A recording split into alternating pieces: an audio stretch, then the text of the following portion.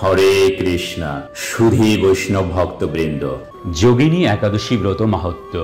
ব্রহ্মবৈবর্ত পুরাণে আষাঢ় মাসের কৃষ্ণপক্ষের একাদশী ব্রত মাহাত্ম্য যুধিষ্ঠির শ্রীকৃষ্ণ সংবাদ রূপে বর্ণিত রয়েছে।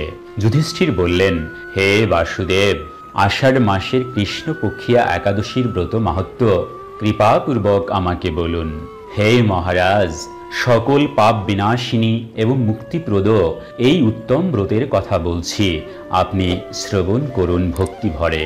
আষাঢ় মাসের কৃষ্ণপক্ষিয়া একাদশী যোগিনী নামে খ্যাত। মহাপাপ বিনাশকারী এই তিথি ভবসাগরে পতিত মানুষের উদ্ধার লাভের একমাত্র নৌকা স্বরূপ। ব্রত পালনকারীদের পক্ষে এটি সর্বশ্রেষ্ঠ ব্রত বলে প্রসিদ্ধ। এই প্রসঙ্গে আপনাকে একটি পবিত্র পৌরাণিক কাহিনী বলছি। অলকা নগরে শিব ভক্ত পরায়ণ কুবের নামে এক রাজা ছিলেন। তিনি প্রত্যহ শিব পুজো করতেন। তার হেমমালী নামে এক মালী ছিল। প্রতিদিন শিব পুজোর জন্য মানস সরোবর থেকে সে ফুল তুলে যক্ষরাজ কুবেরকে দিত। বিশালাক্ষী নামে হেমমালীর এক পরমা রূপবতী পত্নী ছিল। সে তার সুন্দরী পত্নীর প্রতি অত্যন্ত আসক্ত ছিল। একদিন সে তার স্ত্রীর প্রতি কামাসক্ত হয়ে পড়ল। রাজভবনে যাওয়ার কথাও ভুলে গেল। বেলা 2 প্রহর অতীত হয়ে গেল। অর্চনের সময় চলে যাচ্ছে দেখে রাজা ক্রুদ্ধ হলেন। মালীর বিলম্বের কারণ অনুসন্ধানে এক দূত প্রেরণ করলেন। দূত এসে রাজাকে বলল, সে গৃহে স্ত্রীর সাথে আনন্দে মত্ত রয়েছে।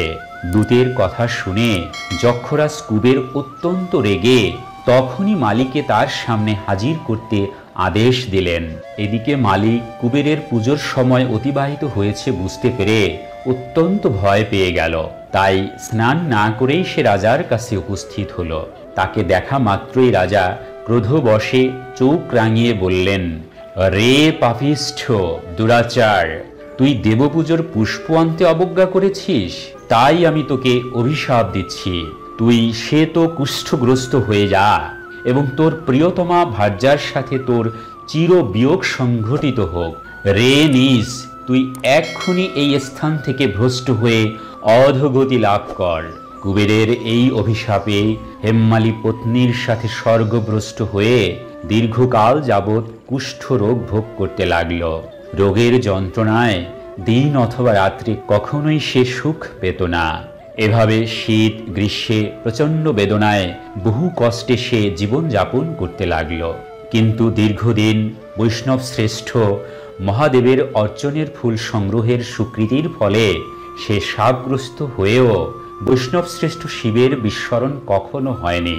একদিন হেমমালী ভ্রমণ করতে করতে শ্রী মার্কণ্ডেয় ঋষির আশ্রমে উপস্থিত হল। কুষ্ঠরোগে পীড়িত সপত্নী হেমমালীকে দর্শন করে শ্রী মার্কণ্ডেয় তাকে জিজ্ঞাসা করলেন, তুমি কার অভিশাপে এই রকম নিন্দনীয় কুষ্ঠরোগগ্রস্ত হয়েছ? সে উত্তর দিল, হে মুনিবর, রাজা ধনকুবেরের আমি ভৃত্য ছিলাম। আমার নাম হেমমালী। আমি প্রত্যহ মানস সরোবর থেকে ফুল তুলে শিব পুজোর জন্য রাজাকে দিতাম। কিন্তু দুর্ভাগ্যক্রমে একদিন স্ত্রীর মনোরঞ্জন হেতু কামাসক্ত হওয়ায় সেই ফুল দিতে বিলম্ব হয়। রাজার অভিশাপে এই রকম দুর্দশাগ্রস্ত হয়েছি। পরোপকারী সাধুগণের স্বাভাবিক কর্ম। হে ঋষি শ্রেষ্ঠ, আমি অত্যন্ত অপরাধী, কৃপা করে আমার প্রতি প্রসন্ন হন। তখন দয়ার্দ্র চিত্ত মার্কণ্ডেয় মুনি বললেন, হে মালী, তোমার মঙ্গলের জন্য শুভ ফল প্রদানকারী এক ব্রতের উপদেশ করছি। তুমি আষাঢ় মাসের কৃষ্ণপক্ষের যোগিনী নামক একাদশী ব্রত পালন করো। এই ব্রতের পুণ্য প্রভাবে তুমি অবশ্যই কুষ্ঠ ব্যাধি থেকে মুক্ত হবে। শ্রীকৃষ্ণ বললেন। ঋষির উপদেশ শ্রবণ করে হেমমালী তাকে প্রণাম জানালো। পরে অত্যন্ত আনন্দে ঋষির আদেশ মতো নিষ্ঠার সঙ্গে যোগিনী একাদশী ব্রত পালন করল। এইভাবে হেমমালী সমস্ত রোগ থেকে মুক্ত হল এবং পত্নী সহ সুখে জীবন যাপন করতে লাগল। হে মহারাজ যুধিষ্ঠির, আমি আপনার কাছে এই ব্রত উপবাসের মহিমা কীর্তন করলাম। হে মহারাজ, এবারে শুনুন এই ব্রতের ফল। এই ব্রত পালনে ৮৮,০০০ ব্রাহ্মণকে ভোজন করানোর ফল লাভ হয়। যে ব্যক্তি এই মহাপাপ বিনাশকারী এবং পুণ্যফল প্রদায়িনী যোগিনী একাদশীর কথা পাঠ এবং শ্রবণ করেন, তিনি অচিরেই সর্বপাপ থেকে মুক্ত হয়ে যান। হরে কৃষ্ণ। তো সুধী বৈষ্ণব ভক্তবৃন্দ, আসুন আমরা জেনে নিই যোগিনী একাদশী 2025-এর সারা বিশ্বের 151টি স্থানের পারণের সঠিক ও নির্ভুল সময়সূচি। আপনারা নিজ নিজ স্থানের জন্য সঠিক পারণের সময় দেখে পারণ সুসম্পন্ন করবেন। আর আপনার নিজের স্থানটি যদি এখানে প্রদত্ত স্থানের আশেপাশেই হয়, তবে পারণের প্রদত্ত সময়ের সাথে মিলিয়ে নেবেন। হরে কৃষ্ণ।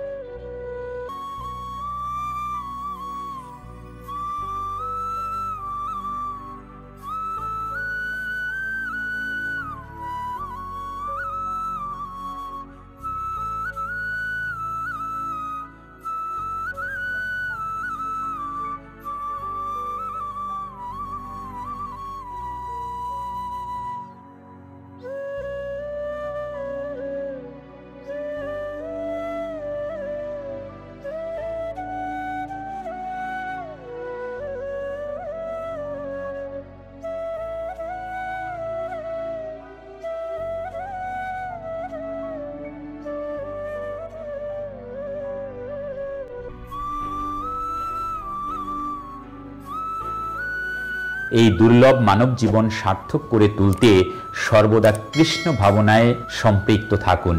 ভালো চিন্তা এবং কাজ করুন।